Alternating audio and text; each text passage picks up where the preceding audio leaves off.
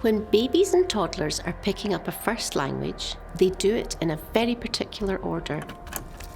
They learn to listen and to associate certain things and actions with particular sounds. They learn to imitate those sounds and through speaking start to interact with their world. Next, they learn to link the sounds they know with symbols on a page or a screen.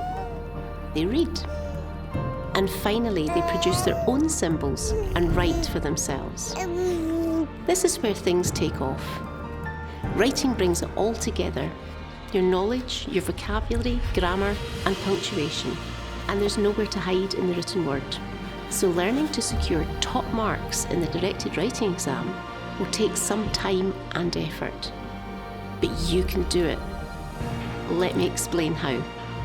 This is Think 4.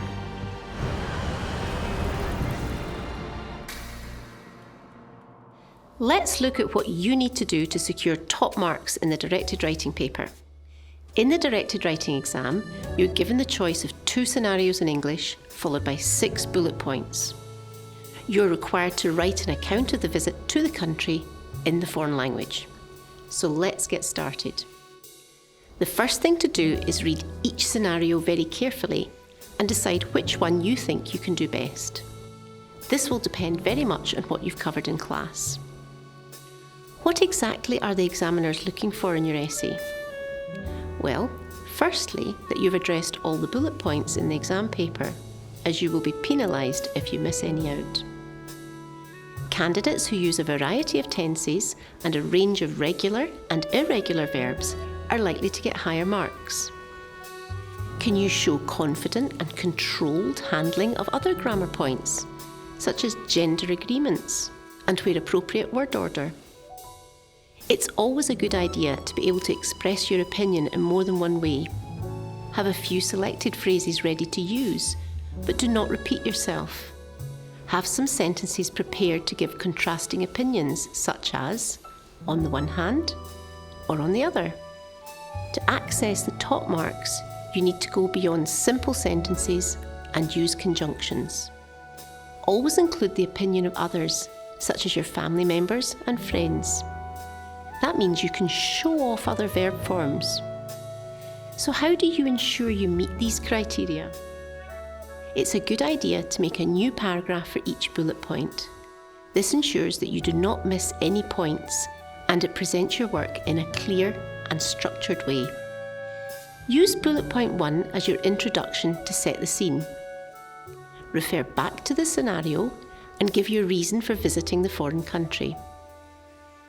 Bullet point 6 nearly always asks whether you would recommend the trip or how you benefited from it.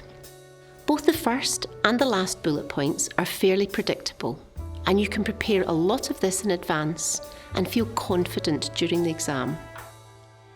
The other 4 bullet points will vary, but you can have some prepared sentences ready to cover some of the possibilities which may crop up, such as describing your accommodation, how you got on with the other people, what you did in your free time, and what you like the most and/or the least about the trip.